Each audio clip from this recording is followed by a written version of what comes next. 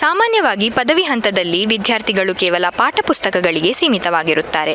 ಆದರೆ ಎಸ್ಡಿಎಂ ಕಾಲೇಜಿನ ತೃತೀಯ BA ವಿದ್ಯಾರ್ಥಿ ಪುನೀತ್ KN ತಮ್ಮ ಶೈಕ್ಷಣಿಕ ಅಧ್ಯಯನದ ಜೊತೆಗೆ ಸಂಶೋಧನಾ ಕ್ಷೇತ್ರದಲ್ಲಿ ತಮ್ಮದೇ ಆದ ಗುರುತನ್ನು ಮೂಡಿಸಿಕೊಂಡಿದ್ದಾರೆ.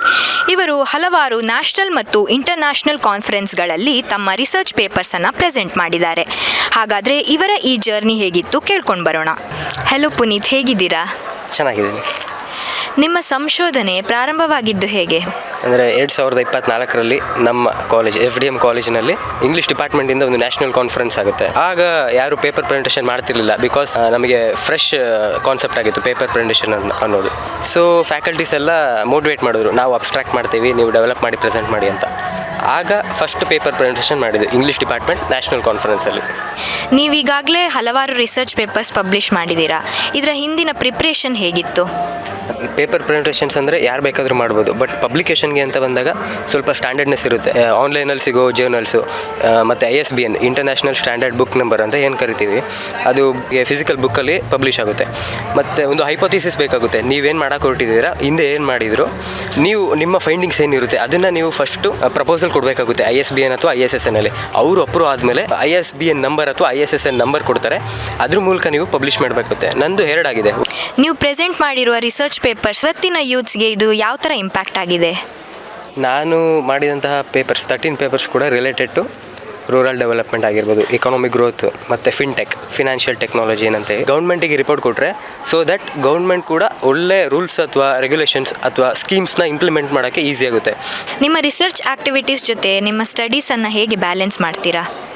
ಅಂದರೆ ನನ್ನ ಕೋರ್ಸು BA ಆಗಿರೋದ್ರಿಂದ ನನ್ನ ಡಿಪಾರ್ಟ್ಮೆಂಟ್ಸ್ ಇಕಾನಮಿಕ್ಸ್ ಮತ್ತು ಇಂಗ್ಲೀಷ್.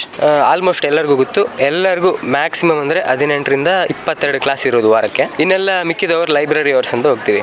ಅಲ್ಲಿ ಜರ್ನಲ್ಸ್ ಆಗಿರ್ಬೋದು ಅಥವಾ ರಿಸೋರ್ಸಸ್ ಆನ್ಲೈನಲ್ಲಿ ಸಿಗುತ್ತೆ, ಅಲ್ಲಿಂದ ಕಲೆಕ್ಟ್ ಮಾಡಿರೋ ಆಗಿರ್ಬೋದು. ನನ್ನ ಹಾಸ್ಟೆಲ್ ಸಿದ್ಧವನ ಆಗಿರೋದ್ರಿಂದ ಅಲ್ಲಿ ಮೊಬೈಲ್ಸು ಮತ್ತು ಗ್ಯಾಜೆಟ್ಸ್ ಏನೂ ಅಲೋ ಇಲ್ಲ. ಅಲ್ಲಿ ಸೋಷಿಯಲ್ ಮೀಡಿಯಾದಲ್ಲಿ ನನಗೆ ಏನು ಜಾಸ್ತಿ ಟೈಮ್ ಸ್ಪೆಂಡ್ ಮಾಡೋಕ್ಕೆ ಅಂತ ಅವಕಾಶ ಇಲ್ಲ. ಸೊ ಅದರಿಂದ ಇದನ್ನು ಒಂದು ಹಾಬಿಯಾಗಿ ತೊಗೋಬೋದು. ಲೈಬ್ರರಿ ಫ್ರೀ ಇದ್ದಾಗ ಲ್ಯಾಪ್ಟಾಪ್ ತೊಗೊಂಡು ಹೋಗೋದು, ಅಲ್ಲಿ ಸೋರ್ಸ್ನ ಹುಡ್ಕೋದು, ಜರ್ನಲ್ಸ್ ಇದೆ ಅಲ್ಲಿಂದ ಕಲೆಕ್ಟ್ ಮಾಡೋದು ಸೋರ್ಸ್ನ, ಮತ್ತು lecture support, department of economics ಮತ್ತು ಇಂಗ್ಲೀಷ್ನ ಫ್ಯಾಕಲ್ಟಿ ಸಪೋರ್ಟು. ಇದರಿಂದಾಗಿ ಬೇರೆ ಬೇರೆ ಕಡೆ ಅಂದರೆ ರಾದರ್ ದನ್ ದಕ್ಷಿಣ ಕನ್ನಡ, ಬೆಂಗಳೂರು ಆಗಿರ್ಬೋದು, ಉಡುಪಿ ಆಗಿರ್ಬೋದು, ಮತ್ತು ಸದರ್ನ್ ಪಾರ್ಟ್ ಆಫ್ ಕರ್ನಾಟಕ ಎಲ್ಲ ಕವರ್ ಮಾಡಿದ್ದೀವಿ. Within the financial support of our college, our own institution ತುಂಬ ಸಪೋರ್ಟ್ ಮಾಡಿದ್ದಾರೆ. ನೀವು ಯಾವ ಕ್ಷೇತ್ರದಲ್ಲಿ ಮುಂದುವರಿಯಬೇಕಂತಿದ್ದೀರಾ?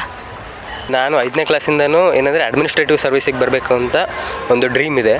ಸೊ ಆ ಡ್ರೀಮ್ನ ಎಂಪವರ್ ಮಾಡೋಕ್ಕೋಸ್ಕರ ಈಗಲಿಂದನೇ ಸ್ಟೆಪ್ಪಿಂಗ್ ಸ್ಟೋನ್ ಅಂತ ಹೇಳಿ UG ಇಲ್ಲೇ ಮಾಡಿದೆ, ಅದಕ್ಕೆ ಆರ್ಟ್ಸ್ನೇ ತೊಗೊಂಡೆ. ಇದ್ರ ಜೊತೆ ರಿಸರ್ಚ್ ಆ್ಯಕ್ಟಿವಿಟೀಸ್ ಕೂಡ ಇನ್ಕ್ಲೂಡ್ ಆಗಬೇಕು, ಯಾಕಂದರೆ PhD ಆಗಿರ್ಬೋದು, UGC ನೆಟ್ ಆಗಿರ್ಬೋದು, ಇದಕ್ಕೆಲ್ಲ ರಿಸರ್ಚ್ ಪೇಪರ್ಸ್ ಹೆಲ್ಪ್ ಆಗುತ್ತೆ, ನಮ್ಮ ರೆಸ್ಯೂಮ್ಗೆ ತುಂಬ ವೇಟೇಜ್ ಕೊಡುತ್ತೆ. ಸೊ ಈ ರಿಸರ್ಚಿಂದ ಏನು ಫೈಂಡಿಂಗ್ಸ್ ಇರುತ್ತೆ ಅದನ್ನು ಗೌರ್ಮೆಂಟ್ಗೆ ಗಮನ ತಂದು ಆ ಇಂಪ್ಲಿಕೇಶನ್ಸ್ ಏನಿರುತ್ತೆ ಅದನ್ನು ಪ್ರೋಗ್ರಾಮ್ಸ್ ಮೂಲಕ ಅಥವಾ ಸ್ಕೀಮ್ಸ್ ಮೂಲಕ ಇಂಪ್ಲಿಮೆಂಟ್ ಮಾಡೋದು. That is my plan. ನಿಮ್ಮ ಈ ಸಾಧನೆಗೆ ನಿಮಗೆ ಪ್ರೋತ್ಸಾಹ ನೀಡಿದವರು ಯಾರು? First of all I need to thank both the departments, department of economics as well as department of English. ಮತ್ತು ನಮ್ಮ ಮಹೇಶ್ ಸರ್ ಅವರೇ ಡಿಪಾರ್ಟ್ಮೆಂಟ್ ಫಂಡಿಂದ ಬೇರೆ ಬೇರೆ ಕಡೆ ಕಳಿಸಿದರು.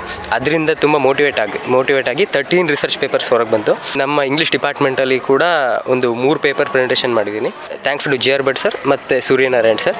ನನ್ನ ಮೆಂಟರ್ ಆಗದ doctor Bhojamma KN Kannada department ಅವರು, ಮತ್ತು ಅದೇ ಡಿಪಾರ್ಟ್ಮೆಂಟ್ನ extracurricular activity incharge Naganna sir ಇರ್ಬೋದು. ನಾವು ಕೇಳಿದಾಗೆಲ್ಲ ಅಲ್ಲಿ ಹೋಗ್ತೀವಿ ಇಲ್ಲೇ ಹೋಗ್ತೀವಿ, ಪೇಪರ್ ಪ್ರೆಸೆಂಟೇಷನ್ ಇದೆ ಅಂದರೆ ಏನು ಕೇಳದೆ ಸ್ಯಾಂಕ್ಷನ್ ಮಾಡ್ತಿದ್ರು, ಎಲ್ಲ ಬೇಕಾದ ವ್ಯವಸ್ಥೆ ಎಲ್ಲ ಅವರೇ ಮಾಡ್ತಿದ್ರು.